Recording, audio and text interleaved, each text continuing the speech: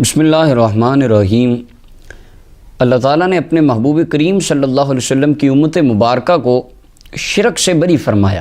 اس کی گواہی آقا نامدار مدنی تاجدار صلی اللہ علیہ وسلم نے 1400 سال پہلے ارشاد فرما دی تھی۔ صحیح حدیث میں بے شمار روایات ہیں، انشاءاللہ وہ پھر کبھی میں عرض کروں گا کہ حضور نے فرمایا میری امت شرک نہیں کرے گی۔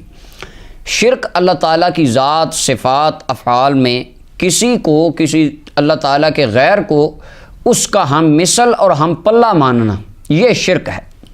اب آج کل جو خوارج ہیں جن کے بارے میں جناب سیدنا عبداللہ ابن عمر رضی اللہ تعالیٰ نے فرمایا تھا، صحیح بخاری حدیث نمبر 6930 کے بالکل اوپر والی لائن میں، کان ابن عمر یراہم شرار خلق اللہ، عبداللہ بن عمر فرماتے تھے یہ گندی مخلوق ہیں خارجی۔ کیوں؟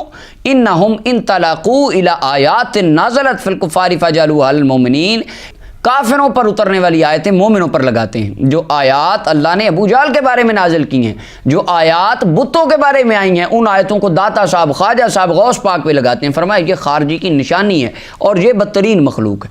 آج ہمارے معاشرے میں ہماری بھولی بالی جو عوام ہے بیچارے سنی، وہ جھنڈیاں لگا لیں تو کہتے ہیں شرک ہو گیا، جلوس نکال لیں شرک ہو گیا، جھنڈے لگا دیں شرک ہو گیا، یا رسول اللہ کا نعرہ لگا دیا، کہتے ہیں صحابہ نے تو لگایا ہی نہیں، دکھاؤ کہاں لکھا ہے۔ صحابہ نے کہا ہو نعرہ رسالت، اب نعرہ رسالت اردو کا لفظ ہے، وہ کہتے ہیں نہیں ہمیں بخاری میں دکھاؤ کہ یہ کہاں لکھا ہے۔ اللہ اکبر۔ وہ کہتے ہیں شرک ہو گیا۔ تم نے میلاد کا جلسہ کر لیا، شرک ہو گیا۔ تم نے رسول پاک کے نام کا ادب کر لیا، انگوٹھے چوم لیے، شرک ہو گیا۔ یعنی البتہ ان کی زندگی کا مقصد ہی ایک ہے، شرک شرک، یعنی انہوں نے شرک کی توپیں اپنے پاس رکھی ہیں، جس پر دل کرے، جدھر دل کرے، جدھر کو منہ کر کے وہ چلا دیتے ہیں اور کہتے ہیں تم مشرک ہو گئے، بدعتی ہو گئے، دائرہ اسلام سے نکل گئے۔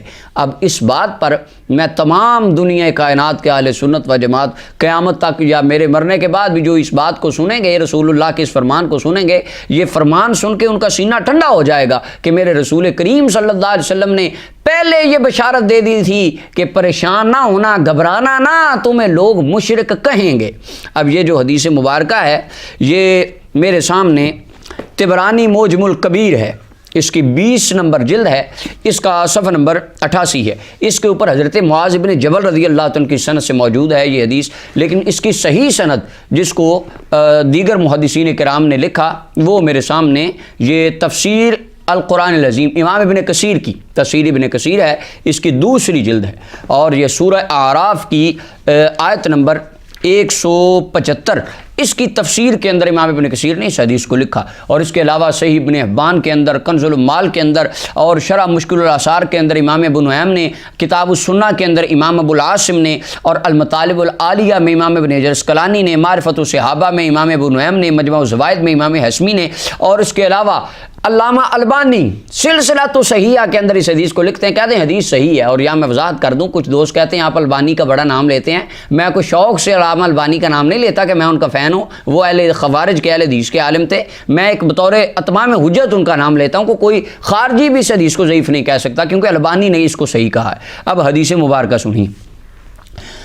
حضرت حذیفہ ابن یمان صاحب السر نبی صلی اللہ علیہ وسلم آپ فرماتے ہیں، قال رسول اللہ صلی اللہ علیہ وسلم، رحمت کائنات صلی اللہ علیہ وسلم نے ارشاد فرمایا، ان مما اتخوف علیکم رجل قرأ القرآن، رسول اللہ نے فرمایا میرے غلاموں مجھے سب سے زیادہ خوف اس بندے سے آتا ہے، ڈر اس بندے سے لگتا ہے جو تم میں قرآن بڑا پڑھے گا۔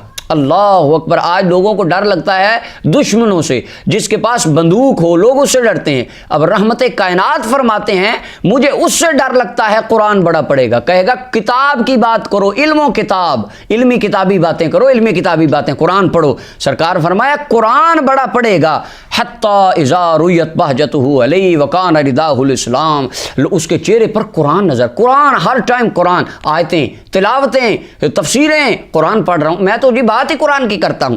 فرمایا اسلام کی چادر اوڑی ہوگی اور اتراتا پھرے گا اس اسلام کی چادر، اپنے قرآن پہ فخر کرے گا کہ میرا جتنا قرآن تو آتا ہی کسی کو نہیں۔ فرمایا پھر اس قرآن کی چادر سے کھسک جائے گا اور اس کو اپنی پس پشت ڈال دے گا۔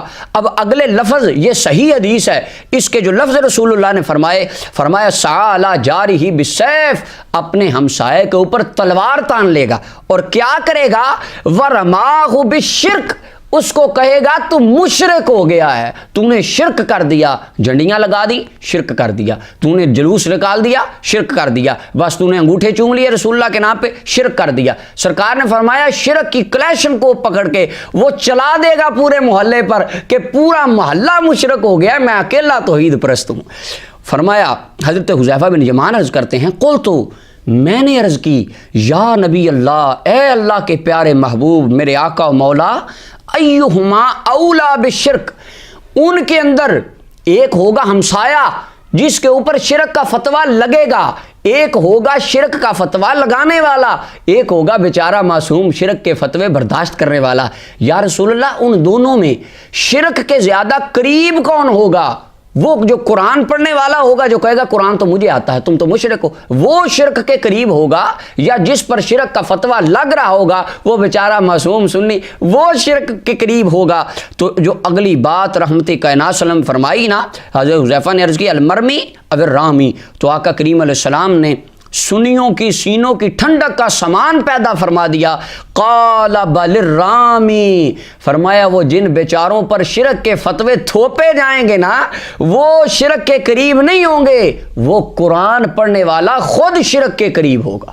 اللہ اکبر۔ تو میرے آقا و مولا صلی اللہ علیہ وسلم نے اہل ایمان کے دلوں کی تسکین کر دی کہ تمہیں قیامت تک لوگ مشرک کہتے رہیں گے، بدعت اور شرک کے فتوے تم پر جڑتے رہیں گے، لیکن فرمایا اپنا دل تم نے خوف زدہ یا غم زدہ نہیں کرنا، تم شرک کے قریب نہیں آؤ گے۔ اور آگے حافظ ابن کثیر کہتے ہیں اسناد جید، اس حدیث کی سند بالکل درست اور جید ہے، اور البانی نے کہا اس حدیث کی سند بالکل صحیح ہے۔ اللہ تعالی ہمیں آقا و مولا صلی اللہ علیہ وسلم کی غیر مشروط اور لامحدود محبت نصیب فرمائے۔ وآخر دعوانا الحمدللہ۔